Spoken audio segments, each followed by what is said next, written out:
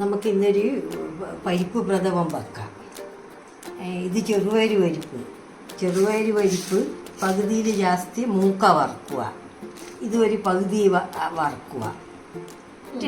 ഇത് മൂക്ക വറുക്കുക. നല്ലോണം ഇത് പകുതി വറുക്കുക. എല്ലാം കൂടി മിക്സ് ചെയ്യില്ല. ഇതെന്തിനാന്ന് ചോദിച്ചാൽ ഇത് നല്ലോണം അടിയണം. ഇത് കുറച്ച് കടിക്കാൻ വേണം. അതുകൊണ്ടാണ് ഇങ്ങനെ. അത് പിന്നെ ഏലക്കായ് പൊടിച്ച് വെച്ചത്, പിന്നെ വെല്ലത്തിൻ്റെ പൊടിയാണ് ഞാൻ ചേർക്കുന്നത്. അല്ലെങ്കിൽ വെല്ലം ഉരുക്കി വെക്കണം. ഇത് തേങ്ങേൻ്റെ മുമ്പാല്, ഇത് രണ്ടാം പാല്.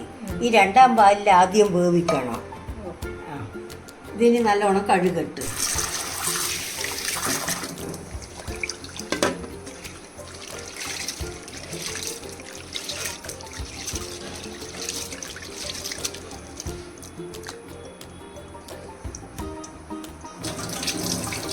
ഇത് കഴുകി കുക്കറിലിടുക.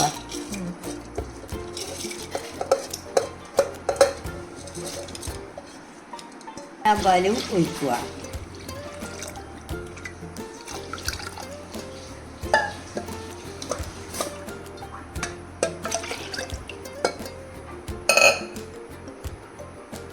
കുക്കറിലിട്ടിട്ട് 3 വിസിൽ വരിക. ഇനി ഇതിൻ്റെ അകത്ത് ജാങ്കരി പൗഡർ ഇടുക.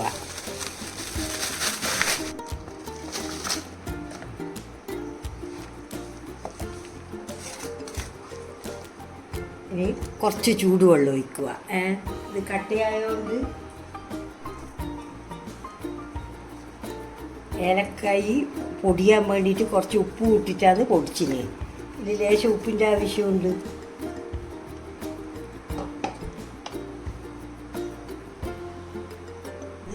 ചൂടാക്കിയ വെള്ളമാണ്.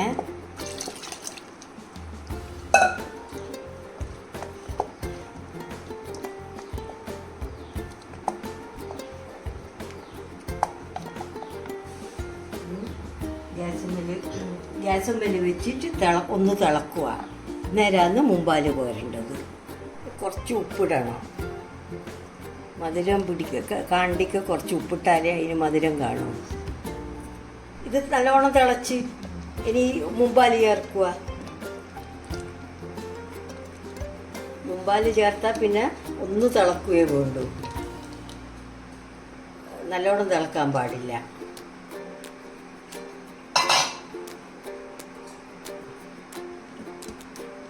ഇപ്പം സിമ്മിലാക്കണം.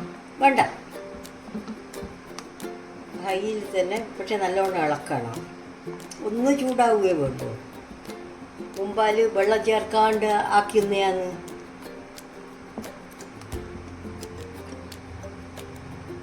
മധുരം പിന്നെ അനക്ക് മധുരം കുറവാണ്. അതുകൊണ്ട് ഞാൻ എൻ്റെ പാകത്തിന് ആക്കീനെ. നിങ്ങളെ മധുരം പോലെ നിങ്ങൾ വെല്ലം ഇടണം. തേങ്ങാപ്പാലെല്ലാം നല്ല ഇതിലിടണം, ചേർക്കണം. എന്നാലേ പ്രഥമൻ രസം ഉണ്ടാവും. മധുരം നമ്മളെ ഇഷ്ടത്തിനനുസരിച്ച് കൂട്ടിയിട്ടും കുറച്ചിട്ടും ആക്കാം. വന്നാൽ നേരം ഇരിച്ച് വെക്കുക. തേങ്ങാപ്പാൽ മുമ്പാലിട്ടാൽ അത്രയേ തിളക്കാവൂ. ഇറക്കി വെക്കുക. ഇനി ഒരു പാന് വെച്ചിട്ട്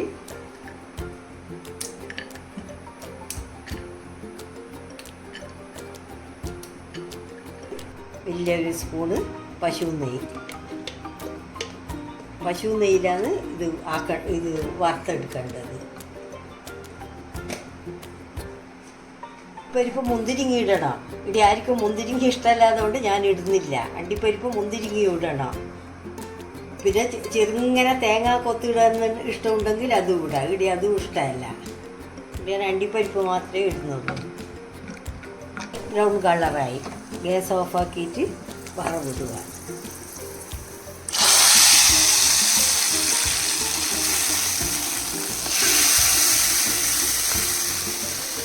അടിപൊളി പരിപ്പ് പ്രഥമൻ റെഡിയായി.